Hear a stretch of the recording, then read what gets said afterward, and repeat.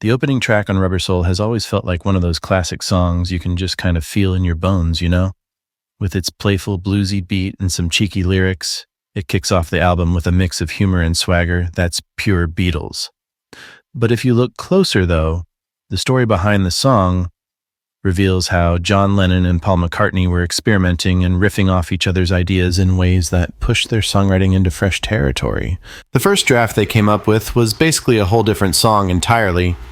McCartney initially brought an idea with lyrics about a golden ring, hoping it would work as the song's hook, but both Paul and John knew it wasn't going anywhere. The phrase felt like a dead end, a flat rhyme without a heartbeat. In Paul's own words, rings was a fatal choice, too predictable to give the song any real spark.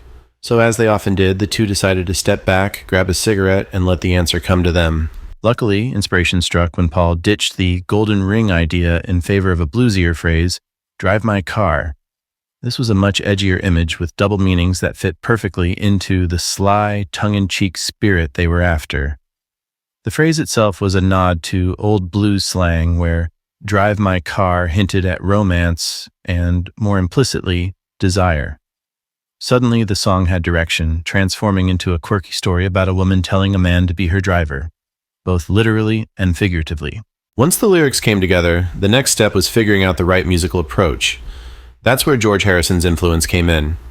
Harrison had been listening to Otis Redding's Respect, a soul classic with a bass-heavy groove. He pitched the idea of using a similar rhythm for Drive My Car, where the guitar and bass would double up, creating a tight chugging feel.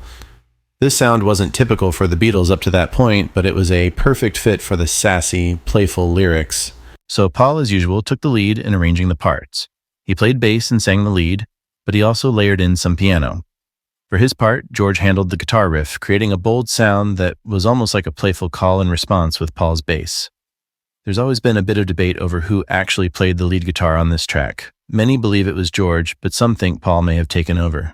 Either way, the effect is powerful, driving, bluesy, and unapologetically cool.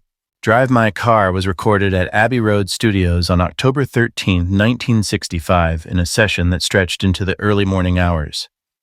At that time, the Beatles were just starting to pull later hours in the studio, a habit that would soon become the norm. In only 4 takes, they locked down the rhythm track with Ringo Starr on drums, John Lennon on tambourine, and Paul on bass. After that, they overdubbed the piano, cowbell, and vocal harmonies, finishing it off with the beep-beep backing vocals that added a touch of fun to the whole thing.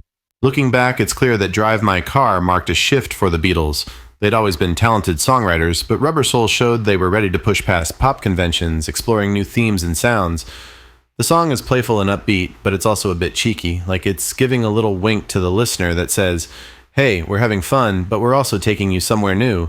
And it's an important song for George Harrison, too. His contribution was huge, taking inspiration from American soul and putting it into a British pop context in a way that just worked. The result was a song that felt both familiar and fresh, setting the tone for an album that would go down as one of the Beatles' best. This song is a reminder of why the Beatles were so much more than a pop band. They were artists who weren't afraid to try new things and bring their unique voices to every track they created. And it's tracks like this that still put a smile on your face all these many years later.